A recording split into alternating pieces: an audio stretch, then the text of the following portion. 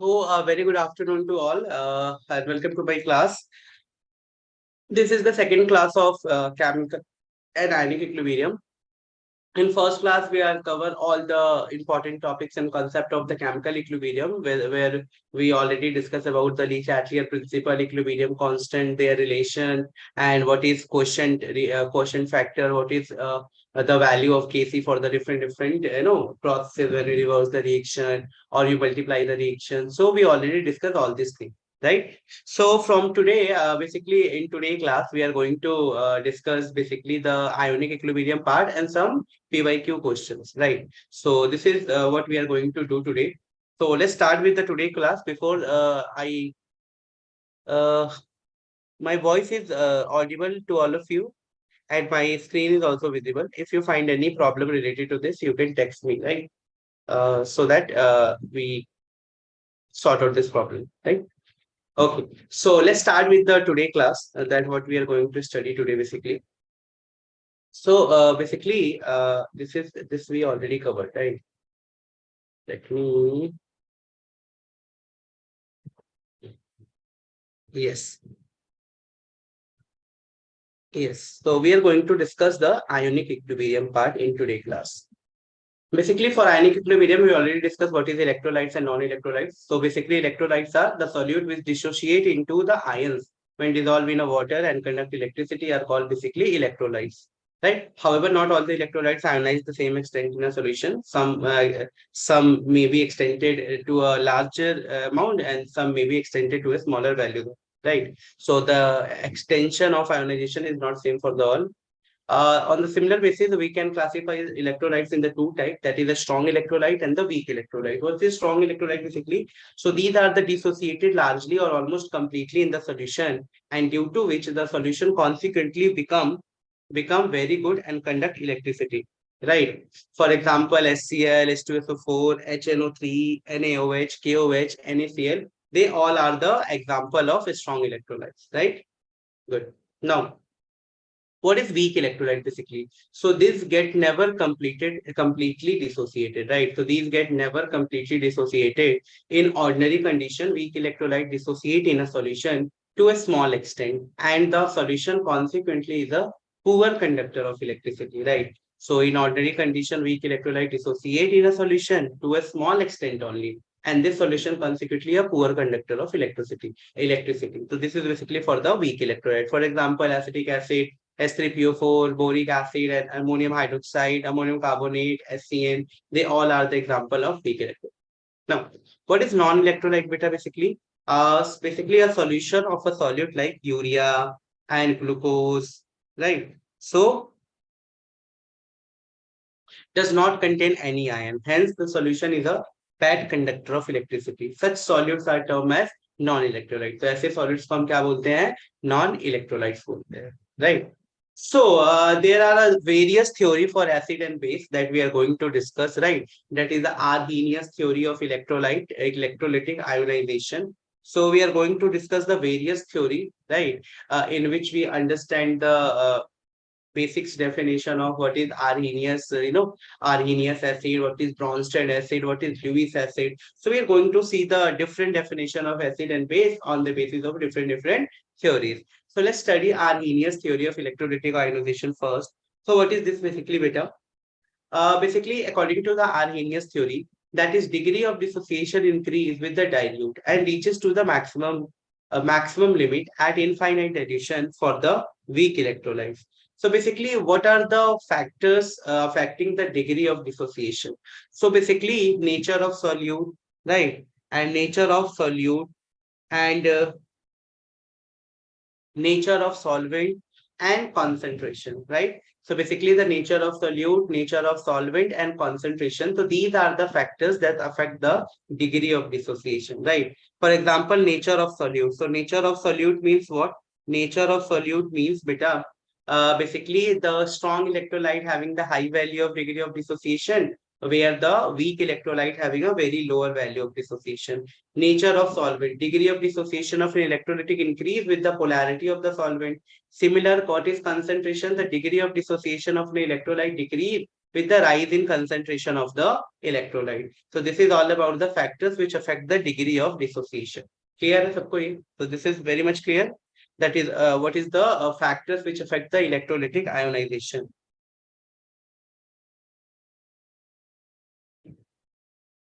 Right? Just a wait.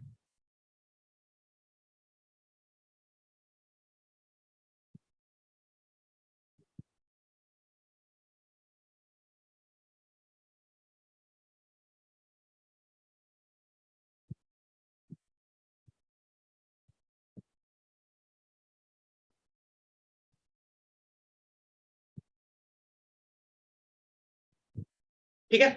So factors affecting the degree of ionization. ठीक है? So let's see what are the various factors. So already discussed the nature of the solid, nature of the solvent, and the concentration. So these three are the factors on which the electrolytic ionization basically depends. The fourth one is temperature and the addition of the other species, like addition of the other species, like addition of the other species solute having an ion common to that of weak electrolyte show decrease in the degree of ionization of a electrolyte. These are also known as common ion effects that we are later going to study, right? So let's see that is temperature and what they are the actually the factors. So in ionic equilibrium, the for the weak electrolyte, we have a one law that is called Oswald dilution law. So we are going to study the Oswald dilution law and understand like what is basically we are finding in by using this dilution law, right? So basically the Oswald proposed that law of mass action could be applied to ionic equilibrium as in case of chemical equilibrium for a weak electrolytes, right? So according to Oswald, that is the law of mass action could be applied to the ionic equilibrium as in case of a chemical equilibrium for the weak electrolyte. This application of law of mass action to the dilute solution are called Oswald dilution law. So for basically a binary electrolyte that is AB, which is dissociate in the solution according to the following equation, like AB dissociate into A plus and B negative. We know that initially the concentration of AB is C, and initial time there is no formation of product, so the concentration of product is zero.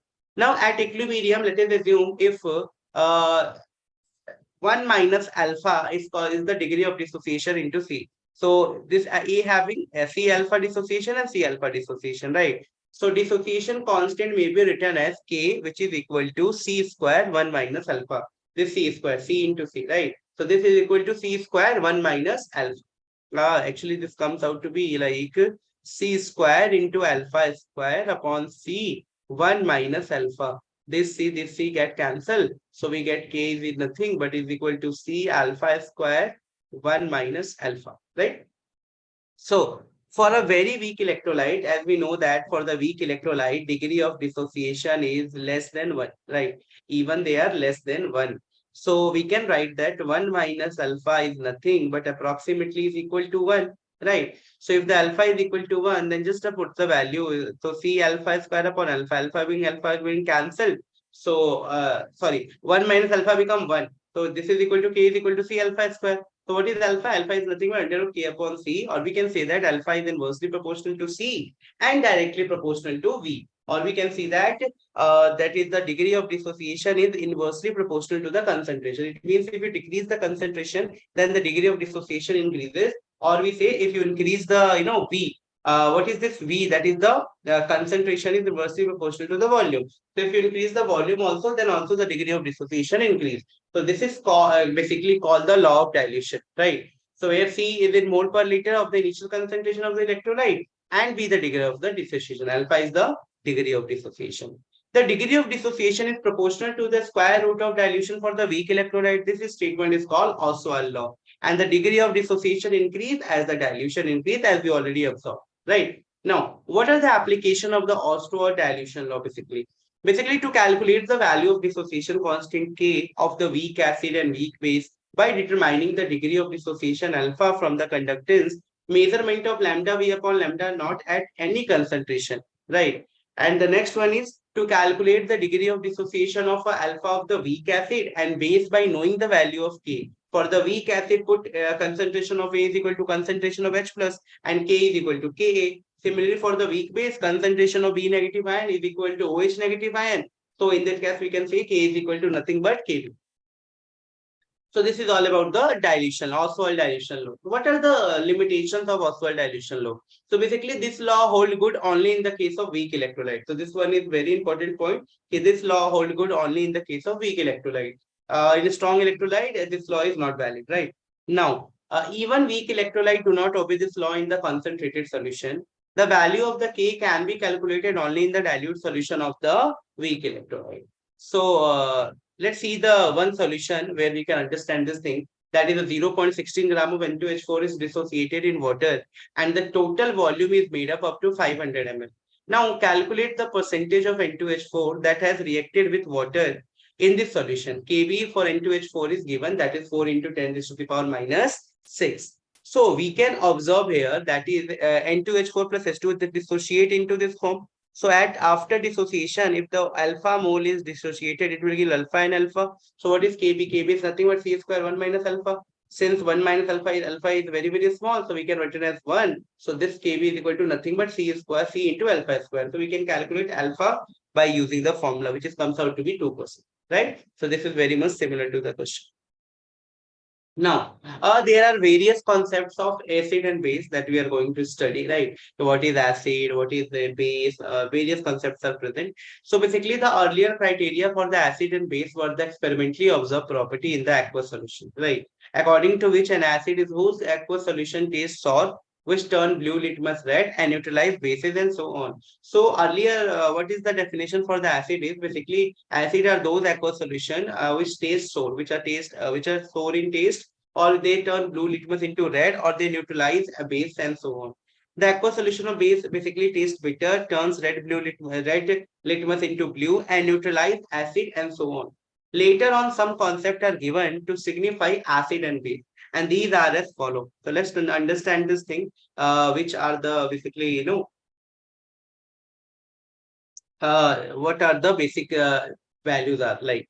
So according to the Arrhenius concept, so these are the first concept which give the definition of acid and base. According to the Arrhenius, basically those substances which give H plus ion in their aqueous solution are called acid, right? So basically those substances which give H plus ions in their aqueous solution are called acidic, while those which furnish OH ion in the water are called base. So according to Arrhenius, it is very much clear that whatever the substance which give H plus ion in their aqueous solution, right, are called acid, and while those which furnish OH ions are called base.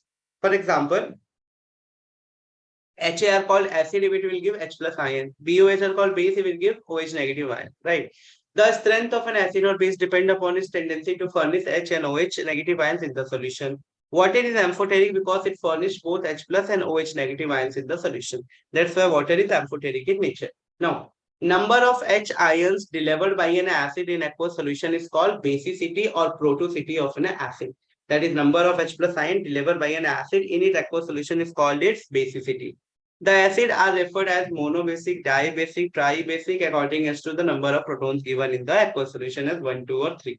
Similarly, the number of OH furnished by the base in the aqueous solution is called acidity. Just remember this important thing according to the Arrhenius. Now, what are the limitations of Arrhenius theory basically? That is, free H plus and OH ion do not exist in water, right? So, free H plus ion and OH ion do not exist in water. The concept of acid and base here is limited to aqueous solution only. It cannot explain the acidic nature of salts like AlCl3, BF3, and basic structure of ammonia and phosphine. It cannot be applied to the compound which do not contain free H plus or OH negative ion, right? Basically, H plus ion is a bare proton, right? 10 to power minus 15 m radius with intense electric field binds itself with the water molecule at the one of the two available lone pair on it and giving H3O plus. So basically, H plus ion is a very difficult to obtain. It readily converted into the hydronium ion. So these are basically the limitation of Arrhenius theory. The first one, this concept of acid and base are limited to aqueous solution only. It cannot explain the acidic nature character of AlCl3, BF3, and basic character of ammonia and phosphine. And free H plus and OH ion do not exist in water as well. So these all are the limitation of Arrhenius theory.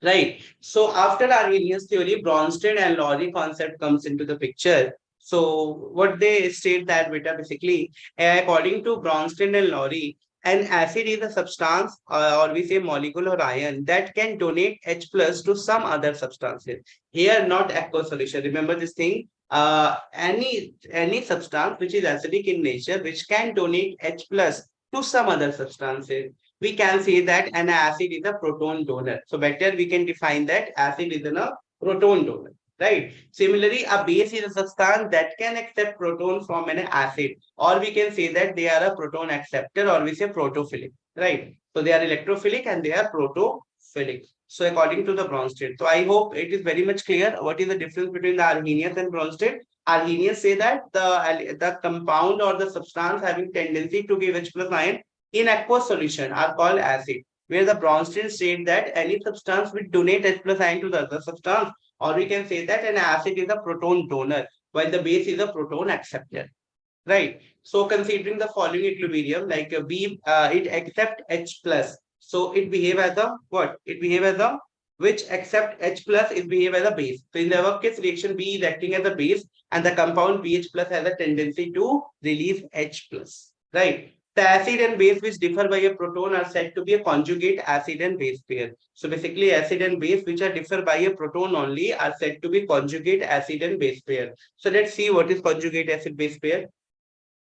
So basically, if you consider the following reaction like CH3COH plus H2O, here it will convert it into hydronium ion and CH3CO negative ion. So above reaction involve the two conjugates pair like CH3COOH. If they release minus H plus, it will convert it into CH3CO negative. So they actually what they are they accept H plus, right? So anything in which if the CH3CO negative accept H plus, it will behave as a they accepting. So they behave as a strong base. Similar CH3COH loses electron. So it behave as a acid, right? So anything which has a tendency to give proton. So if someone give proton, then it behave like a acid. If someone accept proton, then it is known as base. I hope this is clear to you. Right. Okay. So CH3COH, they have a tendency, they have a tendency to, if they lose H, they convert it into CH3CO negative. Always remember, weak acid having a strong conjugate base, and a strong base having the weak conjugate acid. Similar, H2O is the weak base, so we get the strong acid because when they accept H plus, they convert it into H3O plus. Similar, if they lose H plus, they will convert it into H2. So this is how we can actually identify the conjugate acid and conjugate base pair, right?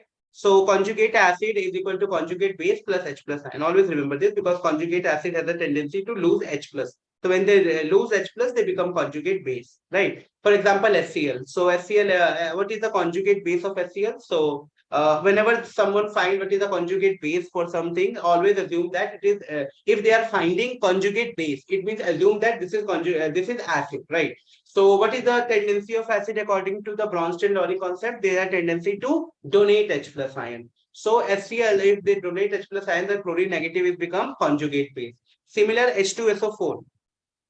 So H2SO4.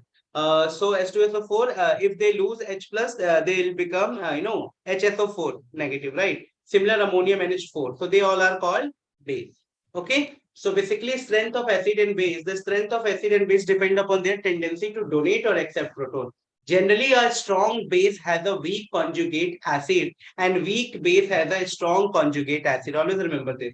The weak, strong base, already remember this, the strong base has a weak conjugate acid, and weak base has a strong conjugate acid. Always remember a substance behave an acid only if there is an accept of proton furnished by it. Right. So always remember the substance behave as an acid only if there is an acceptor of proton furnished by it. Right. It means if the substance behave acid only when someone is there to accept their electron. Right. The compound which have a dual character, they may act as an acid as well as base are called amphoteric, like ammonia, H2O, CH3OS, they are called amphoteric, like or amiphotropic or amiphoprotic, like H2O. So H2O having a tendency to, they have a strong tendency to accept and lose electrons. If, for example, in first case, let us assume if this H2O wants to lose the electron, so this having the lone pair of electron in oxygen, so they accept this. So this will become H3O and OH negative plus. So they are the amphoteric in nature. On similar basis, this is the NH3. So we know that NH3 having the lone pair of electrons, they have a tendency to donate this H to this. So they also behave as amphoteric, similar for the CH3COH. So these all are the amphoteric, or we say amphiprotic in nature. They have a both a tendency to act as an acid as well as base by accepting H plus or by losing H plus.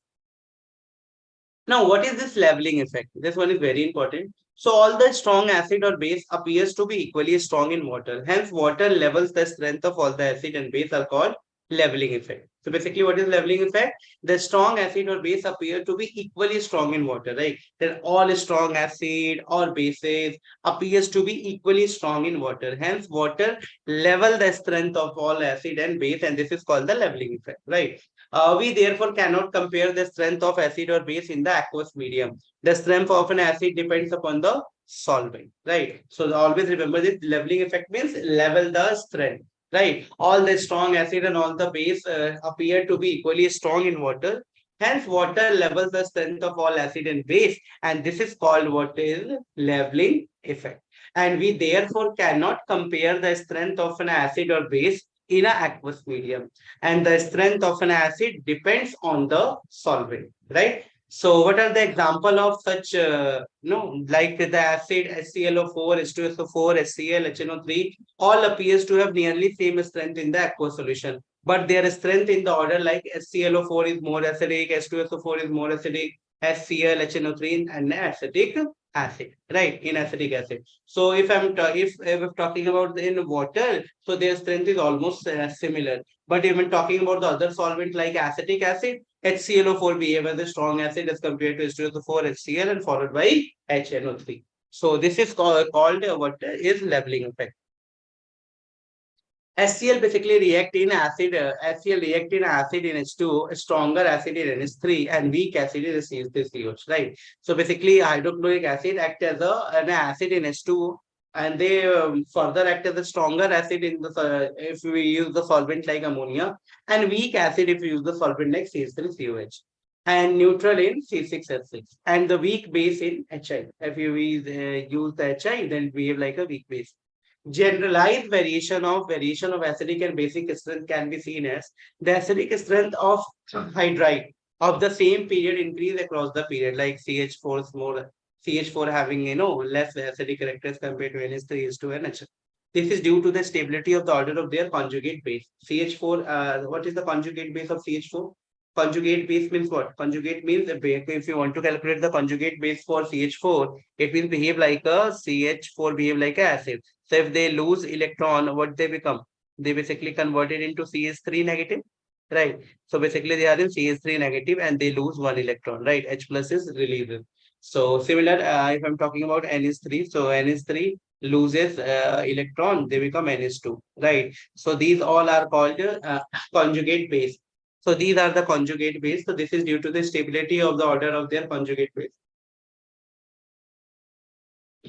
The hydra acids show a regular increase in the strength down the group because each bond varies any element except hydrogen, and bond length increase which facilitate the removal of proton. That is NH3 greater than NH3 having a less strength as compared to the BiS3, similar for the HI. So the acidic strength of oxo acid of the same element increase with the increase in the number of oxygen atoms, like HCl, HClO2, HClO3, HClO4. The HClO4 having the maximum, right? On the similar basis, we can calculate for the H2SO3, H2SO4, HNO2, and HNO3 as well. Now, it is due to enhanced tendency of resonance stabilization for this oxo acid, which large number of oxygen. Like, however, if the rule fails in the oxo acid of phosphorus, right?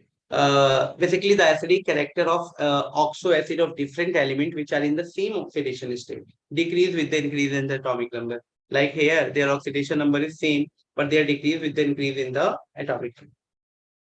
So basically, Bronsted-Lowry concept is not limited to the molecule, but it also include even the ionic species, right? This concept is able to explain the basic character of Na2CO3, NH3, which do not contain OH and still act as a base. This concept can be explained the acid-base reaction in the non-aqueous medium or even in the absence of solvent. all Arrhenius acid are also bronze state acid, right? But all the Arrhenius bases are not bronze state base. Just remember this, right? All Arrhenius acids are also called bronze state acid because bronze state acid having and it's both having tendency to give H plus ion. But all the Arrhenius base means those which furnish OH negative ion, right? Are not the bronze state base because bronze according to bronze state base they have a capability to accept H plus. So, what are the limitation of Bronsted-Lowry concept? Is there any limitation? Yes, there is limitation. The protonic definition cannot be used to explain the reaction occurring in the non-protonic solvents such as COCl2, SO2, N2, etc. This concept cannot explain the reaction between the some acidic oxides such as the CO2, SO2, SO3 and basic oxide like CaO, BaO, MgO, which takes place even in the absence of the solvent.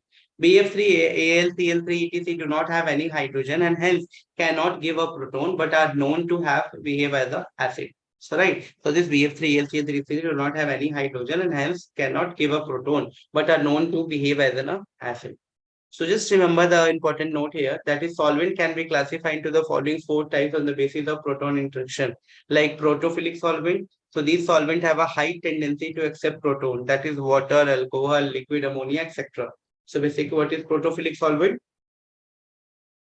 Protophilic solvents are basically these solvents having a high tendency to accept proton, right? Like a water, alcohol, liquid ammonia. Protogenic solvent means the solvent having tendency to produce proton. Like they are called protogenic, like water, liquid hydrogen chloride, glycerol acetic acid. Amphoteric solvent they have a tendency to accept as well as donate proton, like NH3, etc. Like water also, right? So they are called the amphiprotic solvent. So solvent basically can be classified into the following four types, like a protophilic. These solvents have a high tendency to accept proton, right? That's why they are called protophilic, high tendency to accept proton. Protophilic, protogenic, high tendency to produce proton, and amphiprotic, they have a high tendency to accept as well as donate protons. Now, what is aprotic solvent? So these are the solvent which neither donate and nor accept proton. These solvents do not influence the acid-base characteristics of solute like benzene, carbon tetrachloride, carbon disulfide. So these are the solvent which neither donate nor neither donate or nor accept. Right? Neither donate and nor accept protons. These solvents do not influence the acid-base characterization of the solute.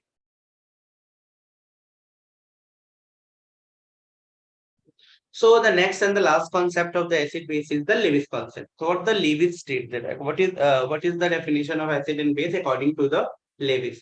So basically, according to the Lewis, a base is defined as a substance which can give a pair of electrons or act as a nucleophile. So anything having the lone pair of electron and they having tendency to donate the lone pair of electron, they behave as a Lewis base, right? So base is defined as a substance which can give a pair of electrons or act as a nucleophile. Similar, the acid is a substance which can accept the pair of electron. Acid is a substance which can accept the pair of electron and acid is an electrophile while a base is a nucleophile, right? So acid is an electrophile while a base is a nucleophile. Always remember this. So according to the Lewis, what is the general acid-base reaction can be expressed? So basically type of Lewis acid include compound in which the central atom has incomplete octet like BF3, AlCl3. We already know that in case of BFCl3, right? So in case of BACl3, in case of AlCl3, what we know already, we know that already they having only 6 electron, right? They having only 6 electron in their valence shell, so they are incomplete octet. So they behave as a Lewis acid. So anything which have a deficiency of electron, which having less electron, right? So the acid or substance which can accept the pair of electron are called this, right? So basically a compound in which the central atom has available or partially filled d orbital PF3, PF5, SF4, SF6, TCl4, GX4, all the simple cation like Na plus, copper 2 plus, Ag plus, aluminum plus 3, H. They are all are Lewis acid. Molecule with the multiple bond between the dissimilar atom like OC, O2, SO, or SO3. They all have a strong tendency to what? Accept a pair of electrons. So what is type of Lewis base include? All the simple anion like chlorine, fluorine, OH negative ion, CN, etc. molecule with one or two unshared or lone pair of electron like H2O, NH3, ROH, R2, R2S, pyridine, etc. And the multiple bonded compound which form coordination compound with the transition metal like CO, NO, ethylene, acetylene. And all the Bronsted-Lowry bases are Lewis bases, but all the Bronsted-Lowry acid are not the Lewis acid. Remember this thing. Now, what are the various factors which affect the strength of the Lewis acid? So basically, more the number of electron activity atom attached to the central atom, more will be the acidic strength. Like increase in the positive charge on the ion makes it stronger acid. More the nuclear charge on the central metal atom, more will be the Lewis acid resistance. So first one is more the number of electronegative atom attached to the central atom, more will be the acidic strength. The next one is increase in the positive charge on an ion makes it the stronger acid. And the next one is more the nuclear charge on the central atom, more will be the Lewis acid strength. And the last, that is the decrease in the radius of the cation, increase the acidic strength. That is the acidic strength of lithium plus more as compared to potassium. What are the limitation of Lewis concept basically? So what is the limitation beta? So basically Arrhenius concept and Bronsted-Lowry concept can explain the strength of an acid and base, but Lewis concept cannot, right? So Arrhenius and Bronsted both explain the strength of an acid and base, but the Lewis concept does not explain the strength. It does not explain the behavior of the protonic acids such as SNO3, HCl, H2SO4, etc. Catalytic activity of the Lewis acid can't be explained because the catalytic activity of many acids is due to their tendency to furnish H plus ion. Right. So this is how we can actually, they are the limitation of the Lewis acid. Okay. So just revise this. Just give me 1 minute till I take some water. And after this, I will start this again.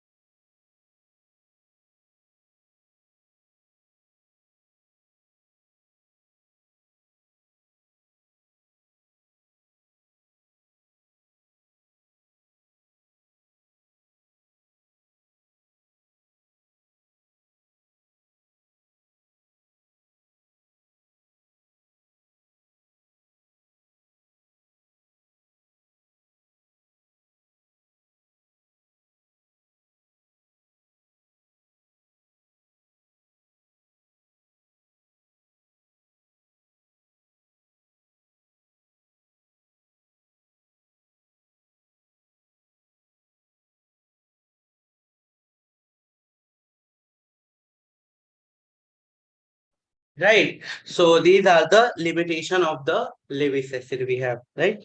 Let's see. Let's see the next one. That is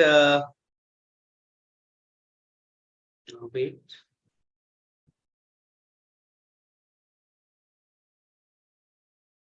Yeah. So what is hard and soft acid and bases, right? So hard and soft acid and bases, that is HSAB, hard, soft, acid and base principle. So what is this principle basically?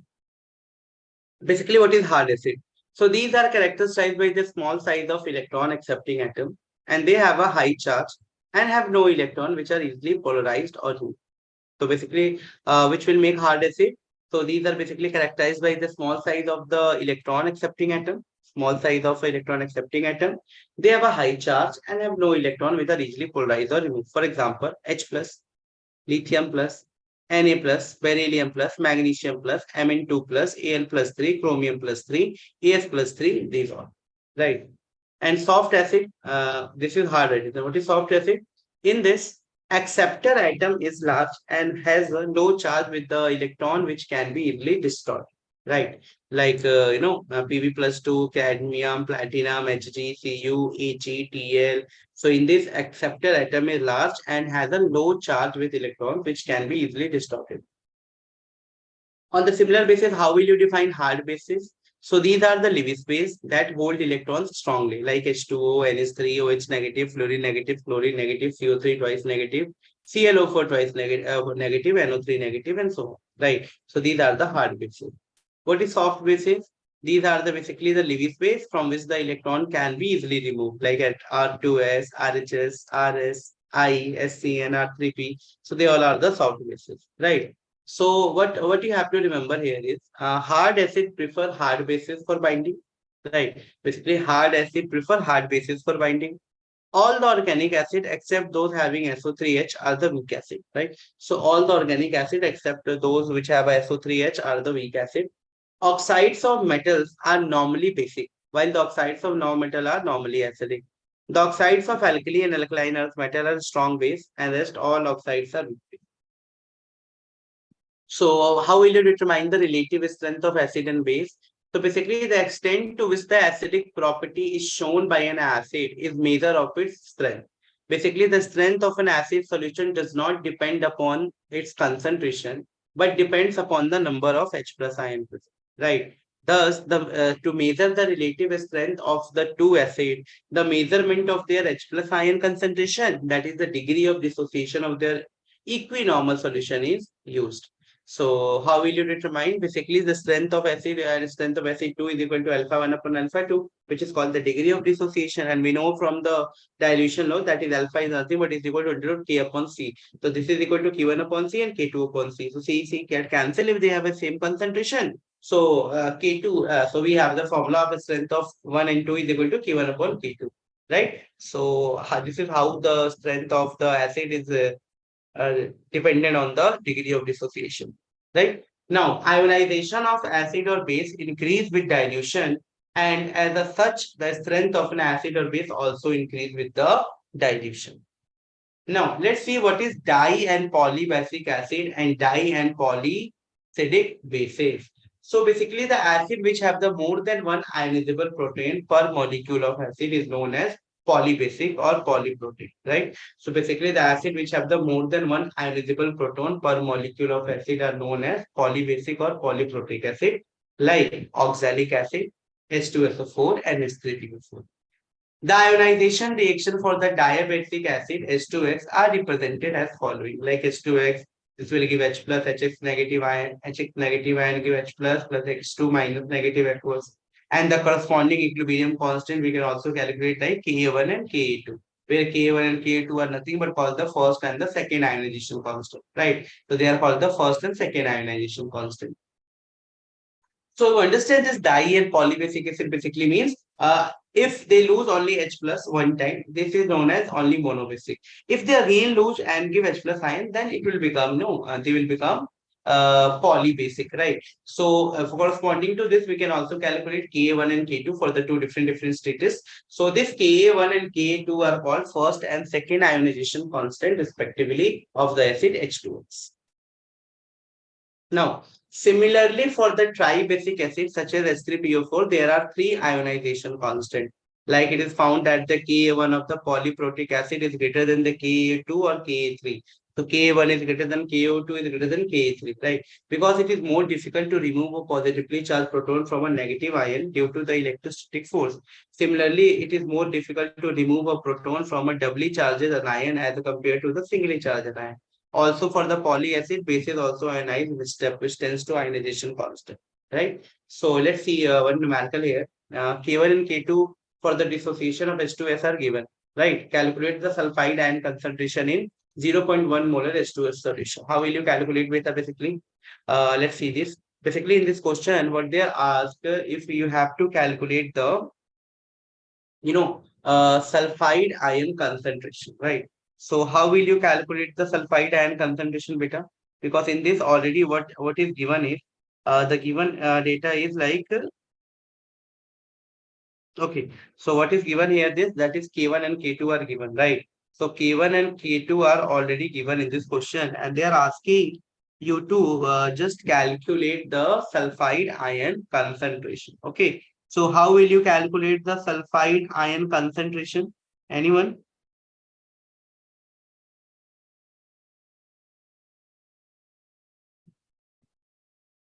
What is the sulfide ion concentration basically in this question? Let me solve this so that you can, I guess, able to solve such question. Right. First of all, you need to write you have to calculate the concentration of sulfide ion, right? So let me write the equation that is H2S. It will gives us nothing but H plus and sulfide ion like HS negative. So this is the first step, right? This is the first step where we'll calculate this. Okay. Now, HS is further dissociated to give what? This will further dissociate HS negative, and this will gives us what beta?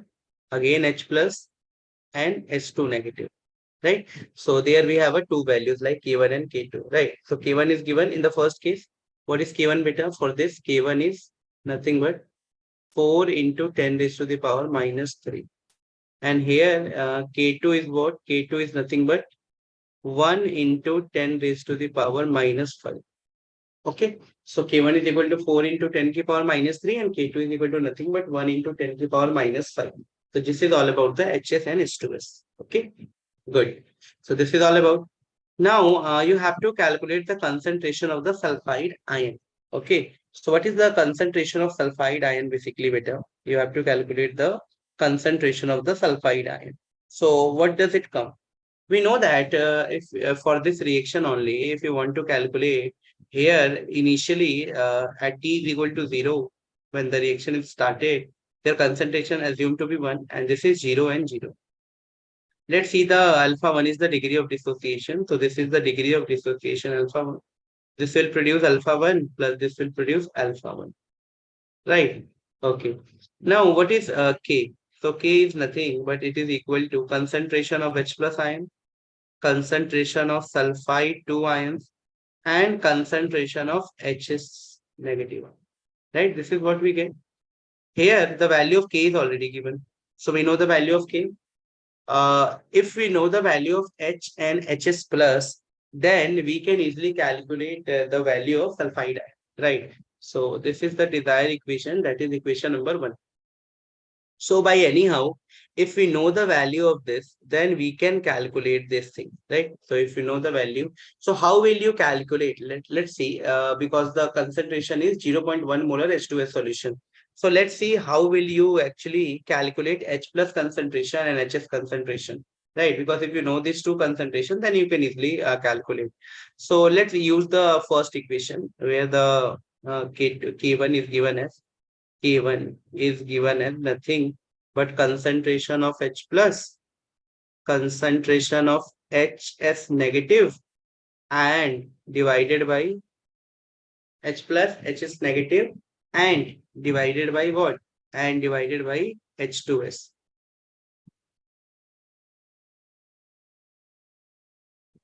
H2S, right? So they are H plus, HS negative, and H2S. Here K1 is given, that is 4 into 10 raised to the power minus 3, right? So can you calculate the concentration of is this thing all? How will you calculate beta basically? We know that for this reaction, if at T is equal to 0, similar, at T is equal to 0, this having 1, this having 0 and 0. And T is equal to something, they having the concentration like C, right? So they having the concentration like C alpha, C 1 minus alpha. They having C alpha and C alpha. So will you calculate this? Yes, that is C alpha concentration into C alpha divided by C1 minus alpha. So how it come better? It will come to nothing but 4, 10 raised to the power minus 3. And this is equal to C alpha square 1 minus alpha, right? So 1 minus alpha should be neglected because this is very much less value. So this C alpha is square is equal to 1, which is equal to 4 into 10 raised to the power minus 3. So from here we can calculate alpha as, how will you calculate alpha? Can anyone? How will you calculate alpha beta? It will come to 4, 10 raised to the power minus 3 upon C under root. We know the concentration, right? Concentration is given in this question like 0.1 molar. So we calculate alpha very easily. It comes out to be 0.1. So if you know the alpha that is 0.18, then we must calculate the concentration of both these things, right? Like concentration of H plus, which is equal to C alpha. Similar concentration of HS negative, which is also equal to C into alpha. Concentration of H2S, which is equal to C1 minus alpha, right? So just multiply the value like 0.1 multiply by 0.18. So we'll get the value like 0.018. Similar C alpha we get 0.018, and this will get 0. Oh, sorry, 0.082. Okay, so this is the concentration. So you know the concentration, just put the value of H plus, HS and HS negative here, and you can calculate A, right? So you can easily calculate A by just putting the values. Okay, so I hope you understand this thing. So what the values come basically, so alpha comes out to be here 10 raised to the power minus 5. So this is the correct answer for this question, right? 10 raised to the power minus 5. I hope you understand this thing. Okay. So what is ionization of water? So basically pure water is a weak electrolyte, right? So pure water is a weak electrolyte, you know, and is ionized according to the following equation. How? Basically H2O, liquid H2O liquid, they react together to form H3O in aqueous solution, hydronium ion and OH negative. Of course. Now, if you apply the law of mass action, then what is K? K is nothing but the concentration of product upon reaction, that it is equal to H3O plus OH negative upon my H2O voltage, right? Since the concentration of water is very, very high, hence H2O may be taken as constant, and we may write a new constant Kw as Kw is nothing but H3O plus and OH negative. So we can write H3O plus is equal to concentration of H plus, or we say Kw is equal to H plus in OH negative ion. Thus, ionic product of water may be defined as the product of the molar concentration of H plus and OH negative ion. Also, for the pure water at 298 Kelvin, H3O plus is equal to OH negative, which is equal to 10 raised to the power minus 7 molar. Now, the constant Kw is termed as here is the ionic product of water. So always remember this, this constant that is 10 raised to the power minus 7 is termed as the ionic product of water. Its value at 298 Kelvin is found to be this. Okay. So always remember what is the ionic product of water. That is nothing but 1 into 10 raised to the power minus 14. Okay. Uh, Good. What is the molarity of the pure water, beta? Basically, so we know that the molarity of the pure water is nothing but density molecular mass. We input the value, we got the degree of dissociation, which is equal to 1.8 into 10 raised to the power minus 7. So what are the factors which is related to the ionic product of water are as follows. Basically, with increase in the temperature, the dissociation of water increase, or increasing H plus and OH negative, and consequently Kw also increase. So as we increase the temperature, the dissociation of water also increase, and with increase in the H plus ion and OH ion concentration, consequently Kw also increase. If some acid or base is added to water, then concentration of H plus is obviously not equal to OH negative ion, because if you add some acid and base.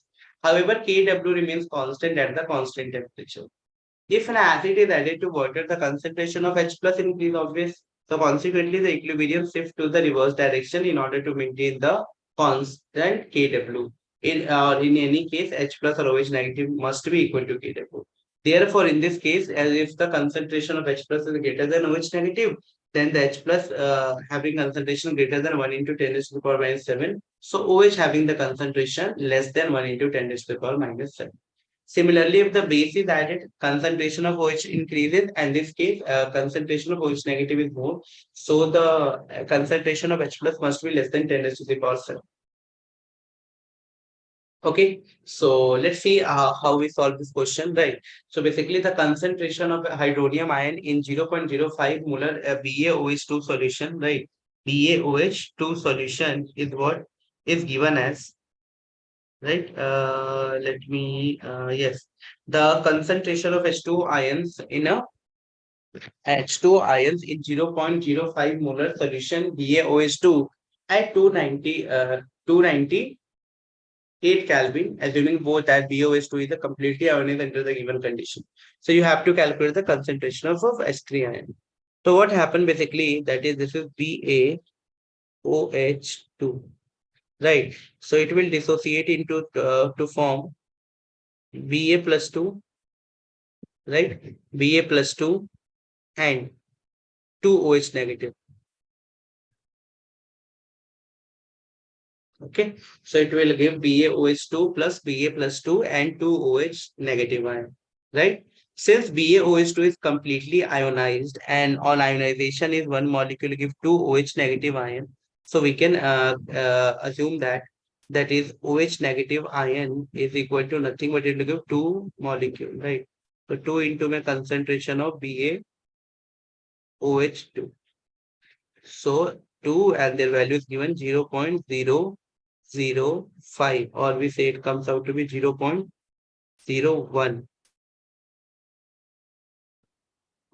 We say not 0.1, only 0.1, right? 0.1 mole per liter. Or we can write as 1 into 10 ki power minus 2 mole per liter. Okay. Now, do you know that what is Kw? Kw is what? Concentration of H2O, concentration of OH negative. So what is the concentration of OH negative beta? It is equal to Kw upon concentration of OH negative, right? I want to calculate the concentration of H2O. Okay. So this is equal to Kw upon OH negative. What is Kw here? So you know Kw is nothing but 1 into 10 to power minus 14. And what is concentration of OH negative? That is 1 into 10 to power minus 2. If you solve this, you'll get 1 into 10 to power minus 12. So this one. Option C. So option C is absolutely correct for this, right?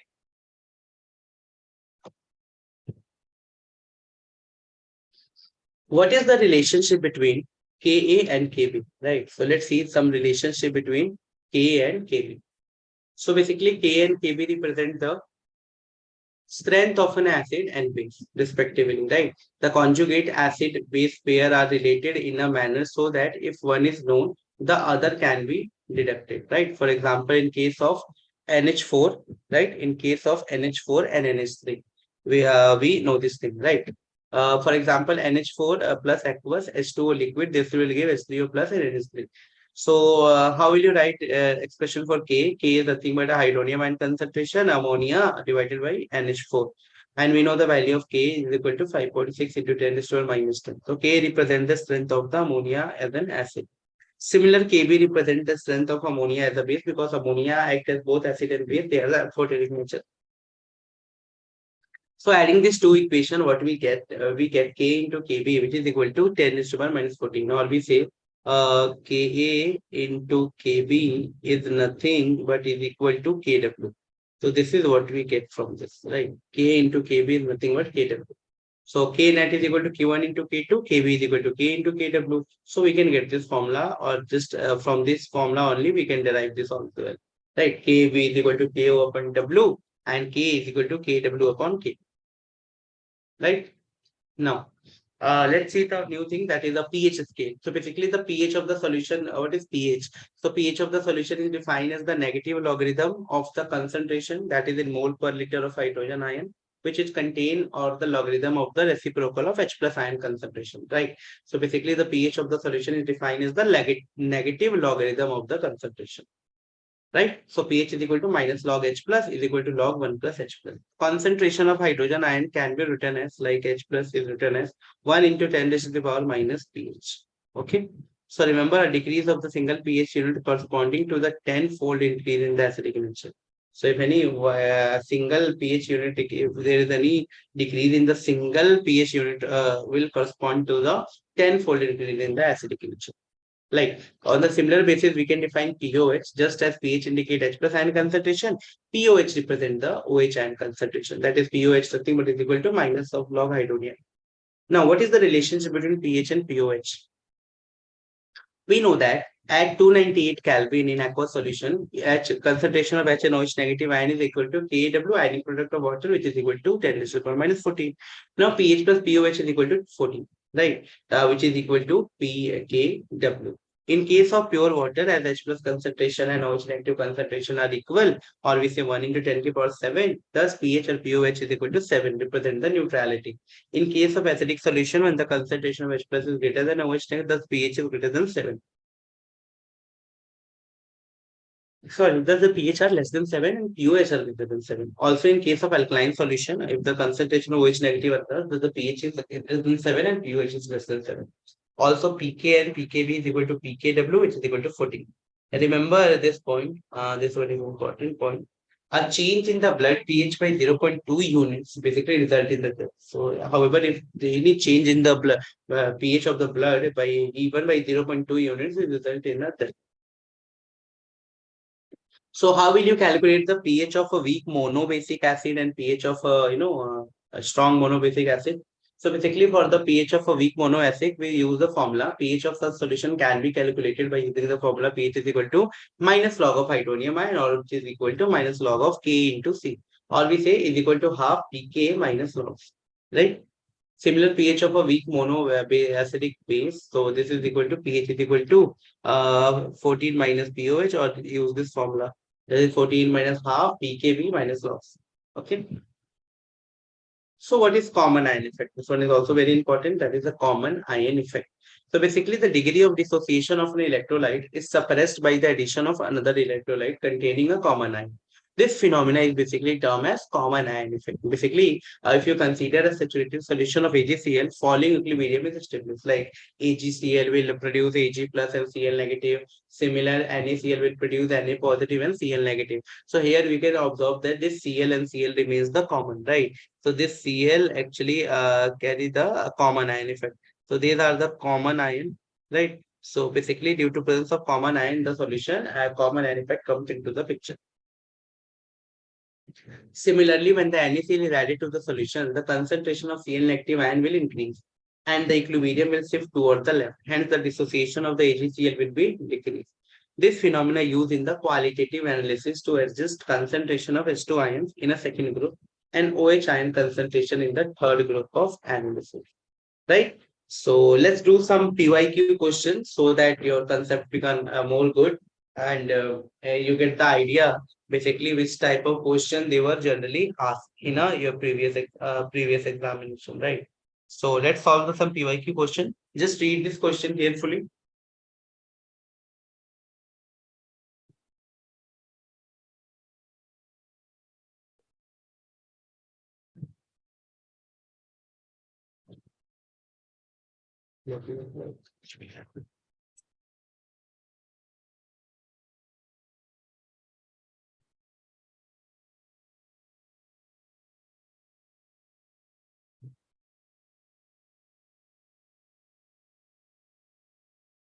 Yes, beta.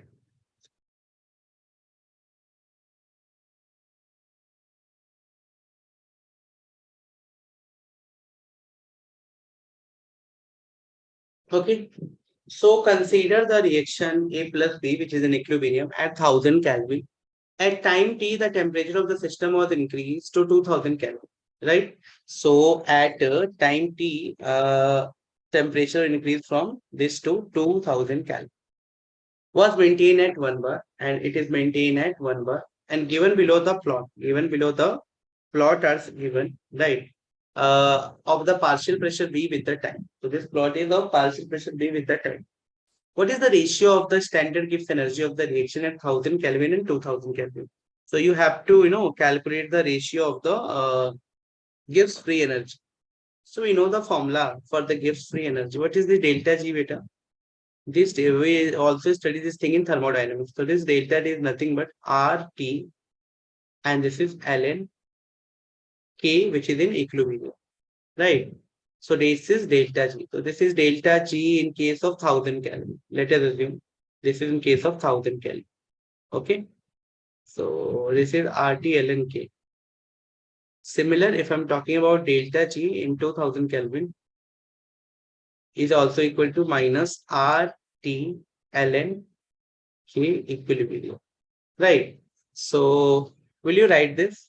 How will you write this, beta? If I'm taking the ratio of these two, because in this question, what is the ratio of this? So the ratio of delta G upon delta G, this is at 1000 and this is at 2000.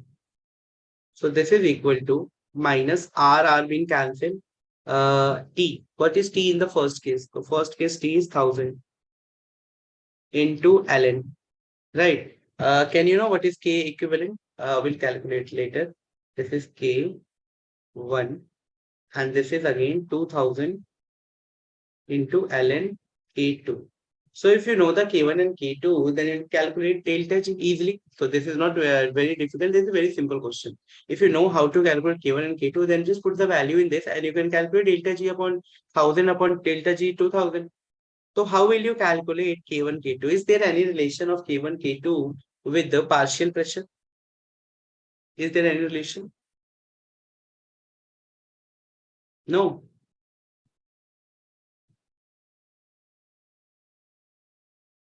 Let's see. Here in this question itself, we know that K at equilibrium, we can express this in terms of concentration. We express this thing in the terms of pressure as well and mole fraction as well. So we know that this is nothing but pressure of PV upon pressure of A, concentration of PV upon PA. From this equation only, right? This we can write this K equilibrium equal to PV upon PA. Now, in this question, PA is already given. PA is already given, it is equal to 180, right? The partial pressure of A is maintained to 1 bar. So, already given, and the given below the plot of the partial pressure of B with the time.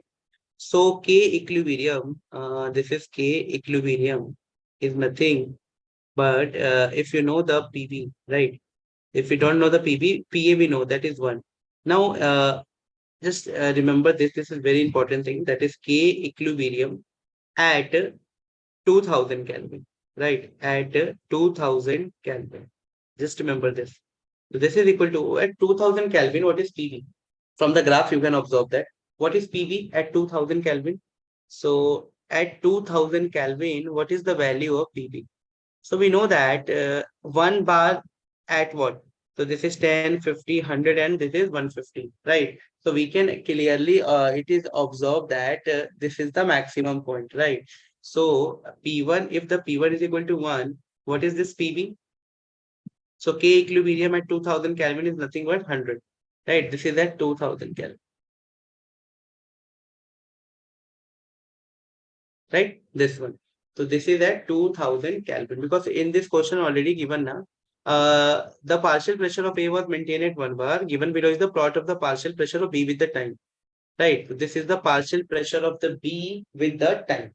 So this is, we can observe that this is the maximum. So this is the B with the time. So this is how we can calculate actually. So K equilibrium, right? So K equilibrium at 2000 Kelvin is equal to nothing but 100. Similar K equilibrium at 1000 Kelvin is nothing but 10. Right. So these 2 points only are given. These are the first point and these are the second point. Right. These two. 1 and 2. So here the pressure is 10. Here the pressure is nothing but 100. Right. So we know this thing. Just put the value in this. So if you put the value, we will get 1000, 2000. That is 1 by 2. This is ln. What is K1? So K1 is basically ln 10. So 10. And what is this? ln K2 is nothing but 100. So just put the value, you'll get 1 by 4, or we say 0.25. So this is the correct answer, right? I hope you understand this thing. Next. So the next question is what the question asks in this question basically. For the following reaction, the equilibrium constant Kc at 298 Kelvin is given. When the equal volume of 0.06 molar Fe plus 2 and 0.2 molar of sulfide 2 solution are mixed, the equilibrium concentration of Fe2 plus F is found to be this M. The value of Y. You have to calculate the value of this Y. Right. So let's see how will you calculate. So during the first reaction, it is clearly mentioned that when the Fe plus 2 react with H2 negative, it will give FeS. Right. So initially concentration is given. What is given beta? Initial the concentration is given as that is when the equal volume is 0.06 mole. Right. So this is initially 0.06 mole and this is 0.2 mole and this is 0 at initial. After mixing, right? After mixing uh, for the reaction, right? The solution are mixed. Then the equilibrium concentration of Fe plus 2 is found to be Y into 10 to the power 7. Fe plus 2. then the value of y is. So you have to calculate the value of y here. So how will you calculate this? Let's see, this will become no x and this will become 0.7. So after mixing and after equilibrium. So after mixing it will become 0.03. This will become 0.1, right? So at equilibrium, this will x and this will 0.07. So let's see how will you calculate basically. So what is Kc? So Kc is nothing but this is equal to 1 upon concentration of x, right? So 1 upon concentration of x into concentration of 0.07. And this is given. And equilibrium constant is given as 1.6 into 10 raised to the power 17. So from here we can calculate this value, right? So this value, that is Fe plus 3 value, it comes out to be this. That is y is equal to nothing, but it is on calculation, it will comes out to be 8.92 into 10 ki power minus 17. So this is, what is y? So y is nothing but 8.93, or we say 8.9. So this is the value of y. I hope this is clear to you. How will you calculate? Initially, it is already given for the reaction equilibrium constant Kc is this. When the equal volume of 0.06 molar Fe2 plus and 0.02 molar solution are mixed, the equilibrium. So after mixing, right? So after mixing, we know the initial concentration, right? We know the initial concentration. After mixing, we already know what is the concentration after the mixing, and the next is at equilibrium. So we can calculate. Now, this question is also very important. This is basically a graph question. So what the question asks, the yield of ammonia is a function of time. So we know that ammonia is produced N2 plus 3H2 will gives us 2NH3. This is the Haber process, right? So the percentage yield of ammonia as a function of time in the reaction, N2 plus 3H2 gives us 2NH3. Delta H is less than negative. It means delta H is negative also. And P and T1 is given. So, if this reaction is conducted at PT2 and T2 is greater than T1, what is the percentage yield of ammonia as the function of time? So, which curve represent the correct one, whether A, B, C, and D? So, basically, initially on increasing the temperature, the rate of reaction increase, right? So, the percentage will increase with the time. So, initially, observe the graph in which the increasing the temperature, as we increase the temperature, the rate of reaction increases, and so the percentage yield also increases with the time. But at equilibrium, percentage yield at high temperature T2 would be less than T1, as the reaction is the exothermic. So the graph becomes this, right? So this is the expected, so this is the actual one, right? So this is the, okay. So which graph is correct? That is B. Because but on equilibrium, percentage yield of high temperature would be the less than that of the T1. Right. So T2 and T1. So T1, T2 would be the less than. T1 is, this is one T1, this is T2. So T2 would be the less than T1. Why? Because this reaction is exothermic. And we know that in case of exothermic at equilibrium, less temperature is required. Right. So in this case, T1 is, T1 is greater than T2. So this one is very much correct because T2 would be less than T2. T2 is the temperature at the P2 stage. So T2 must be less. So only this option, that is B, T2 is less than T1. So this graph is absolutely correct. Right? I hope you understand this thing. Next.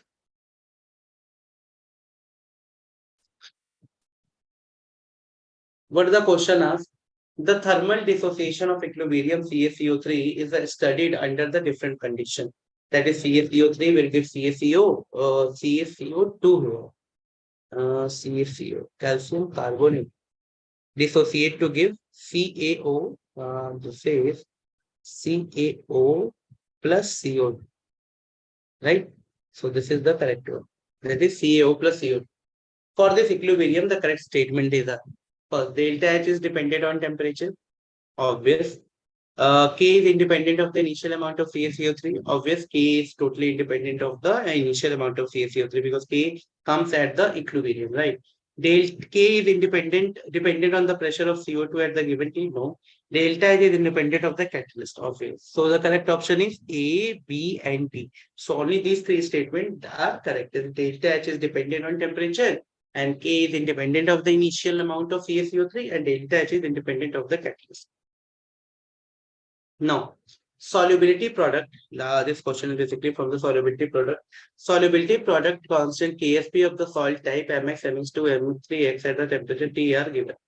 Solubility of mole per decimeter of the salt. So solubility factor is given already. So we know that for the Mx type, how will you calculate Ksp better? So solubility constant we can calculate as nothing but this is for S square, right? Which is equal to 4 into 10 raised to the power minus 8, right? So what is S here? So S is equal to nothing but 2 into 10 raised to the power minus 4. So here the solubility is this 2 into 10 raised to the power minus 4. Similar for the second one, that is MX2. MX2 dissociate into M like this is MgCl2 type. So this will form S into S square. Or we say it will form SQ, right? Let me show with an example. It will dissociate into form M plus 2x, right? If their solubility is S and their solubility is S and its power is right 2. So it's become 4s cube, right? How it will become 4s cube better? Because mx2 type, so it will become 4s cube. So this is 2s square. This is 2s, right? So it will become s into 4s square, or we say 4s cube. So this will become 4s cube. Okay, so 4s cube is equal to 3.2 into 10 ki power minus 14. So what is S? S comes out to be 2 into 10 ki power minus. Similar in the third case, that is M3 X type. Solubility factor become 3M plus X. So it will become 3S cube into S. So this is 27S4, right? 27S4. So this 27S4 is equal to 2.7 into 10 ki power minus 15. So solving will get S is equal to 10 ki power minus 4. So just calculate the value here. S is what? 2 into 10 ki power minus 5 and 10 ki power minus 4, 10, 2 into 10 ki power minus 4. So which value is more? Obviously the first one, mx. So the correct option for this question is D. That is mx, m3x and last and mx2.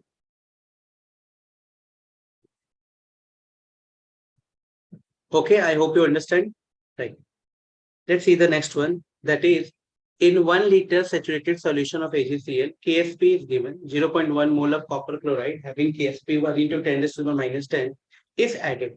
The resultant concentration of Ag plus in the solution is 1.6 in 10 raised to the minus x. What is the value of this minus x? Right?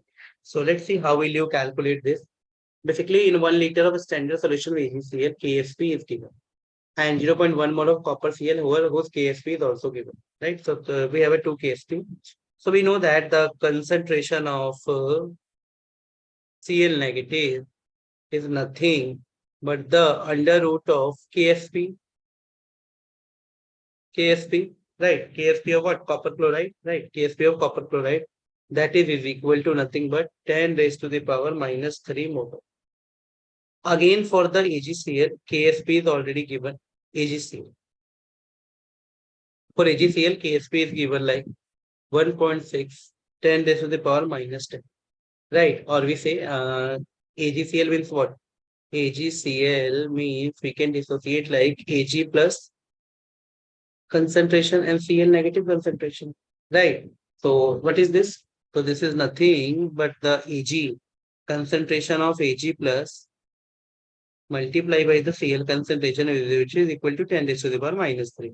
So we know the AgCl, KSV of AgCl, which is equal to 1.6 into 10 ki power minus 10. So just calculate Ag from this. So what is the value of Ag comes out to be? It comes out to be 1.6 into 10 to the power minus 7. So this is the answer. This is what we want. So this is equal to 7. So what is x beta? X is nothing but is equal to 7. I hope this is clear to you.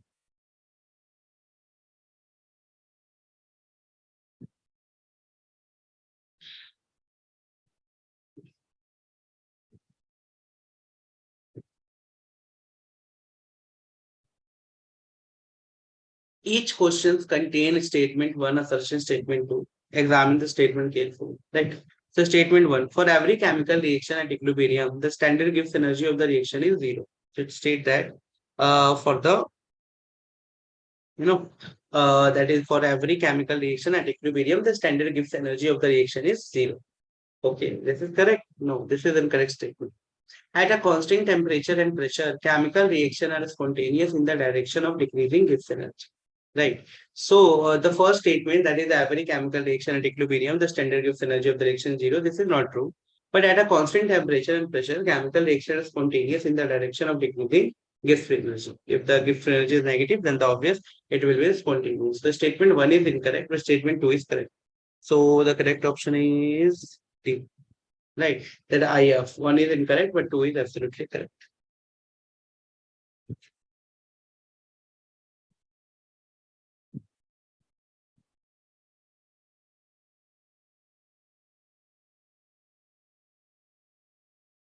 So basically, the solubility product of Ag2C2O4 at 25 degrees Celsius is given.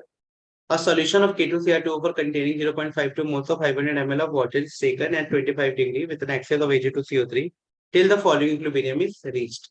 At equilibrium, the solution contains 0.053 moles of K2CO3. Assuming the degree of dissociation of K2C2O4 and K2C2O3 be equal, calculate the solubility product of Ag2CO3. So first of all, let me write the equation. Like when the Ag2CO3 react with K2C2O4, it will convert it into Ag2C2O4, K2 and CO3, right? So if this is in axis, this value is given 0.1520.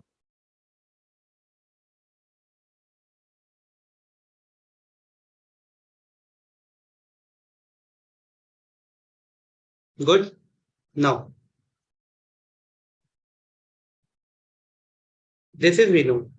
Now, after this reaction, we can say that this is 0.1520 minus 0.035. Oh, let me write 358. Right. So this will comes out to be 0.116. Right. So initially the concentration of oxalate ion was 0.522. So this is the concentration of this. And in equilibrium, the amount of carbonate ion formed is 0.1162. So this is the amount of carbonate ion formed at equilibrium. Now, how we calculate KSP? So you have to calculate the KSP of Ag2CO3. So Ag2CO3 decompose like Ag2 plus and CO3 twice negative ion, right? So we know the value of this. This is equal to 1.29, 10 raised to the power minus 11, right? This is Ag divided by what? 0.2324, and the value of this is 0.0716. So by solving, we'll get like 3.97, 10 raised to the power minus 12. So this is the correct answer. And what is the unit of this? Like mole 3 and liter minus 3. So this is the unit for corresponding, right? So this is how we can actually calculate this. So these are the all PYQ questions. This question you can solve, right? So this question you'll try to solve this question number 10. You solve this, right? So this is your homework question. Try to solve this. So we already covered, so far we already covered the entire chemical equilibrium, ionic equilibrium, and also do some numerical to know what type of question basically were coming in the examination, right? So only these type of questions were coming in the examination. Try to understand the question and try to solve this question, right? And go through the entire notes that what we already covered so far, that is the equilibrium. So far we already covered mole concept, equivalent concept, structure of atom, and after this we covered as a thermochemistry, right? So first of all we covered mole concept and equivalent concept in two classes. After this, the structure of atom. Next we covered thermodynamics, and we already covered equilibrium in two classes. That is chemical equilibrium and the ionic equilibrium. So this thing we already covered. So let's meet in the next class where we'll discuss about the electrochemistry, right? So in the next classes, we are going to discuss about the electrochemistry and what type of questions generally come from the electrochemistry and how to solve such question. We are going to see this, right? Till you try to learn the all the important formula and try to do the numerical as much as you can so that you can understand the concept and understand actually what type of question they are generally asking in the examination. Okay, so this is all for today. Let's meet in the next class where we'll discussing all these things in a very, very detail. Okay, take care.